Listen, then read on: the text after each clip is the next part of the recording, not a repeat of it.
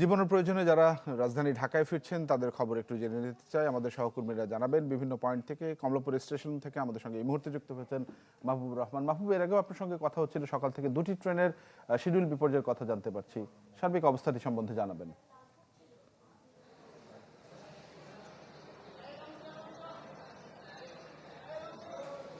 তানভীর, সকাল থেকে 14টি ট্রেন এই কমলাপুর রেল স্টেশনে এসেছে এবং ছেড়ে গিয়েছে 18টি ট্রেন, আমরা এটি জানতে পেরেছি। এবং এই মুহূর্তে একটি ট্রেন আমরা দেখতে পাচ্ছি। এবং সকালে আমরা যেটি বলেছিলাম যে ঢাকা ছাড়ছে কিছু মানুষ, তবে বেলা যতই বেড়েছে তত কিন্তু ঈদ করতে গ্রামের বাড়িতে অথবা ঢাকার বাইরে যাওয়া যে সকল মানুষ রয়েছে সেই সকল মানুষের সংখ্যা কিন্তু কমলাপুর রেল স্টেশনে কিন্তু বাড়ছে। অর্থাৎ এখন ঢাকা থেকে যে সকল ট্রেনগুলি আসছে সেই সকল ট্রেনের যাত্রী যারা আছেন, যাত্রী সাধারণের সাথে আমরা কথা বলেছি, তাদের ভিতরে আমরা অভিযোগ লক্ষ্য করেছি। তারা আসলে যখন ট্রেনে উঠেছিলেন সকালে, ঠিক যেই নির্ধারিত সময় তাদের ট্রেনটি কমলাপুর স্টেশনের উদ্দেশ্যে ছেড়ে আসার কথা ছিল, ঠিক সেই সময়টাতে ছাড়তে পারেনি তারা, এমন অভিযোগ করছিলেন। এই নীলসাগর এক্সপ্রেস যেই ট্রেনটি, যেটি অনেক দেরিতে এসেছে, ঢাকায় আসার পর যেই ট্রেনটি সকাল 6টা 45 আবার ঢাকা থেকে ছেড়ে যাওয়ার কথা ছিল,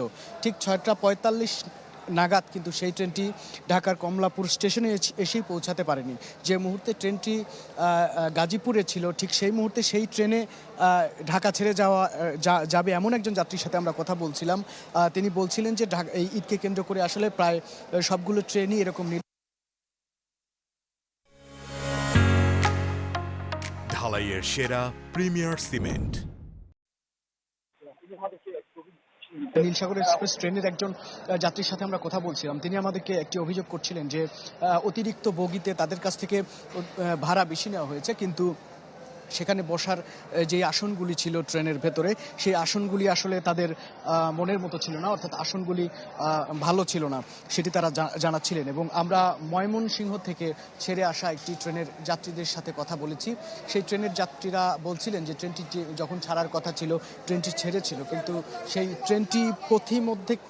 ট্রেনটি কিন্তু পথিমধ্যে আসার পথে কিন্তু বিভিন্ন জায়গায় দেরি করেছে, যার কারণে তিনি আমাদেরকে বলছিলেন অভিযোগের সুরে যে ট্রেনটি আসলে লোকাল বাসের মতো ময়মনসিংহ থেকে ঢাকা শহরে প্রবেশ করেছে, যার কারণে তাদের অতীতের যে কোনো সময়ের চেয়ে এবারের ট্রেনে এই ঢাকায় ফেরায় কিন্তু অনেক বেশি সময় লেগেছে, এমন অভিযোগ তিনি করছিলেন।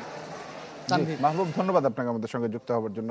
কমলাপুর রেলওয়ে স্টেশন থেকে জানাচ্ছিলেন সহকর্মী মাহবুবুর রহমান।